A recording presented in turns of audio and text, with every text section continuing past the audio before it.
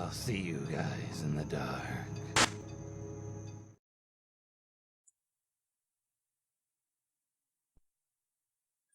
So, this actually happened to me a while ago, probably nearly 4 or 5 months ago, but I only recently thought to post it here. I assure you, this is 100% genuine, and thinking back, I should have been more scared than I was. So I worked at a local supermarket. It's a fairly large franchise on the east coast of America. The store in question is Weiss. It's sort of the higher-end Walmart on the east coast. I absolutely hated that job. The people were great, but they gave me absolutely awful hours, and the customers were just ridiculous. But that's another story for another time. Anyway, I and my manager, who I actually considered a friend, were working the 5 p.m. to midnight shift, as I normally do. The store closes at 11, but we stay to clean up and lock everything. Anyways, I show up at 5 with my manager Logan. We usually show up at the same time and get a soda before our shift and talk about what games we're hyped up for. The store was completely dead. There were maybe 3 cars in the parking lot, not counting the employees. So we took our time. After we got inside, the current manager on duty asked Logan to talk privately. So we went with her, and I replaced the current cashier. At this time, we only had 1 cashier on duty. Anyways, a few minutes passes by, and I haven't seen a single customer to this point, which isn't that strange. Then Logan comes back, and the previous manager clocks out. Afterwards, Logan comes over to me to tell me about a guy. Apparently, he showed up around noon, and spent the better part of the 5 hours wandering the aisles and scaring customers. When the previous manager called the store manager, Derek, about it, he told her to leave him be unless he starts acting strangely. We go on talking for a few seconds, when a guy enters my aisle. He was probably in his mid to late 30s, balding, and was really short and heavy-set. He also smelled abysmal. I assumed he was checking out, so I greeted him. But he walked right past me and towards Logan, where he got in his face, not aggressively, but as if you casually talk. But he was literally centimeters from his face and says, "Hey, my name is Michael. I'm no thief," then gave him a pen. Logan must have been taken aback, because he is usually great with customers, but he was speechless. I asked him if he needed help finding anything, and he told me no, I'm okay, and walked off. Needless to say, that was the guy we were warned about. At the time, we found it amusing, but it was our topic of discussion for that night. A few hours pass. All the while, customers are asking about the guy, and he's still just walking around. One old woman in particular was telling Logan how she actually felt afraid of him. So he called up Derek again, to tell him about the guy for a second time. I guess he told Logan to tell the guy just to leave, or we'd be forced to call the police. Easier said than done. Thinking back, Derek should have done more than push the guy onto us. A 20-year-old cashier and a 22-year-old floor manager.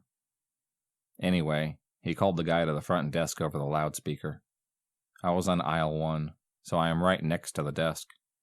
The guy must have known we were going to kick him out, because he went into hiding. Our logic at the time was, as long as he's not disturbing customers, then we'll deal with it later. Obviously, we shouldn't have.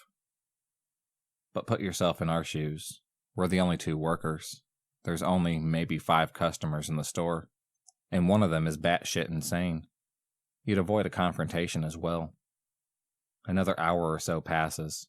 It's now just 9:30, and the store is completely dead. We called it the ghost town shift, because we'd be lucky to see 5 more customers until we closed. Around this time, Logan and I usually just talk about closing, which we still did, but this time we're debating whether or not we needed to call the police. We knew that we should, but we hadn't even bothered to look for the guy. So we called his name over the loudspeaker yet again, this time telling him we were about to call the police. As expected, that got his attention. Other employees had told me later that he had been hiding in the storage area behind the grocery section. The only way to get back there was through the doors, but they're locked at this time. So he forced himself through the shelves in the dairy section in the back of the store, nearly breaking an entire shelf. When he got to the front desk, he explained to Logan that he's from Indiana and was instructed by God to drive east, so he did. And when he ran out of gas, he walked until he found the first store.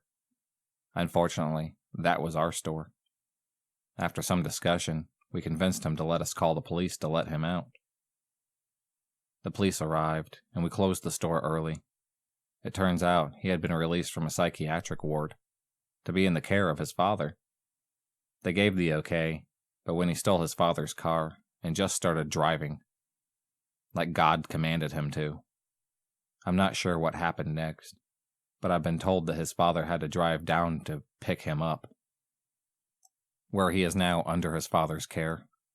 Additionally, it turns out the guy took a nice steamy shit in the storage area as well, which some poor worker needed to clean up. There were multiple other crazy things that happened at that store. I only worked there for about 4 months, but I've got some crazy stories from that job. This is just one of the few.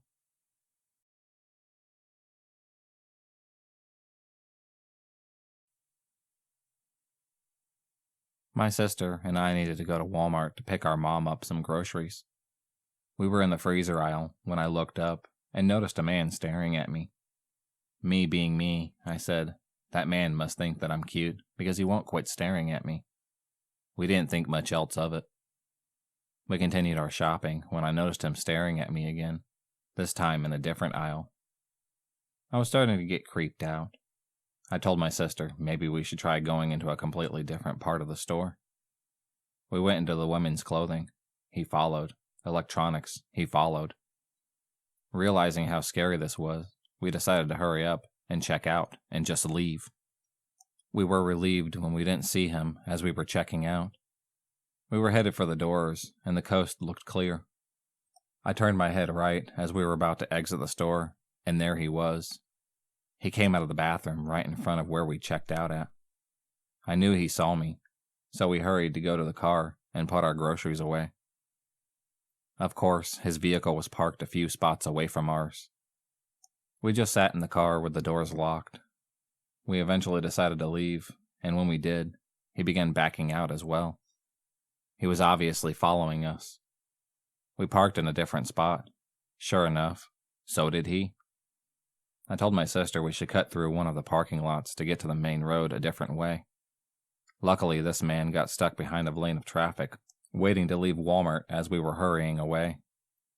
I'm not sure what his true intentions were, but I was later told how popular sex trafficking was in that area. Let's not meet ever again, creepy Walmart stalker.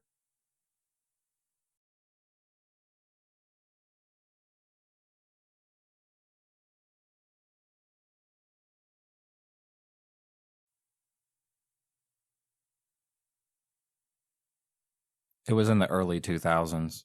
I was either 3 or 4 at the time. I was a really cute kid. Dark brown eyes, platinum blonde hair, and the cutest little chubby cheeks. My mom took my 3 older brothers, ranging from 9 to 5, to the mall for some clothes. Me being me, once my mom let go of my hand to help my brothers find clothes that fit, I was off hiding in the clothing rack and peeking out to spook my siblings and just pass the time. I spent longer than I should have in a circular coat rack and emerged to find the place my mom had been empty. I started looking around, and a retail lady, probably in her late 30s, spots me. She comes up to me and asks if I'm lost. I say that I can't find my mom, and she takes me to her cashier counter up front. Now, the way their counters were was basically a standing desk where you'd only see waist up of the cashier behind it. The lady gave me a teddy bear to be occupied with, and tells me if I'd be quiet, I'd get to keep it. So I stand under the counter where she put me, and hold on to the stuffed animal. After a few minutes, I hear Mom talking to another employee, asking if they saw a little girl. But that employee and the lady deny seeing me. Knowing Mom is looking for me, I ran around the counter and to show the teddy bear to her. I also was super talkative as a kid, so not even halfway there, I'm telling her that the lady said if I stayed quiet behind the counter, I'd get to keep the teddy, and asking if I can keep it. My mom gets mad. She asks the manager right away, and they review footage of the lady talking to me and hiding me under the counter. I somewhat remember a security guard coming into the store, but my main focus was on if I got to keep the teddy bear or not. I remember leaving the store with Mom holding my hand tight and not wanting to complain that it hurt because I didn't want to make her more upset. The manager let me keep the teddy bear, but crazy retail lady that tried to kidnap me, let's not meet again. If you enjoyed this video, please subscribe, like, and hit the bell for notifications on future videos and become a stalker of the night, and I'll see you next time.